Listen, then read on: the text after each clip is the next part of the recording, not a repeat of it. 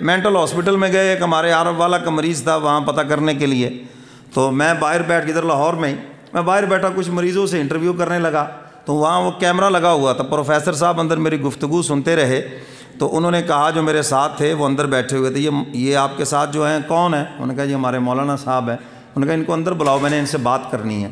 تو مجھے کہنے لگے جی آپ اندر چلے، میں نے کہا جی میں نے تو چیک نہیں ہونا، میں تو ٹھیک ہوں اللہ کا شکر ہے۔ کہتے ہیں جی پروفیسر صاحب کہتے جی میں نے ملنا ہے۔ میں نے کہا بھی مجھے تو جانتے نہیں ہیں۔ انہوں نے کہا نہیں جی وہ کہہ رہے ہیں ملنا ہے۔ میں نے کہا چلو چلتے ہیں اندر۔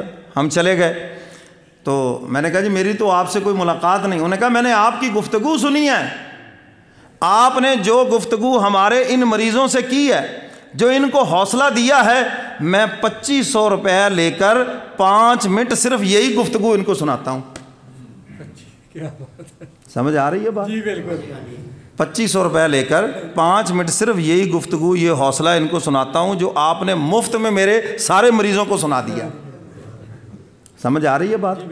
میرے محترم سامعین، میں نے ان کو یہی بتایا کہ جس وجہ سے تم پاگل ہو رہے ہو یہ سب آزمائشیں ہیں، اللہ سے لو لگاؤ، حق تعالیٰ جلد یا بدیر نکال دیں گے تمہیں اس سے، اور یہ عادت اللہ ہے، اللہ کا قانون ہے۔ حق تعالیٰ بندے کو زیادہ لمبا عرصہ مصیبت میں نہیں پھنساتے، تھوڑی دیر کے بعد نکال دیتے۔ ہاں جو مولا کا دروازہ چھوڑ کر غیر اللہ کی طرف چلا جائے، حدیث مبارکہ میں آتا ہے اللہ مخلوق کی طرف منہ کر کے پھر اس کو دھکا دے دیتے ہیں کہ جاؤ جا کے انہی سے مشکلیں حل کرا لو۔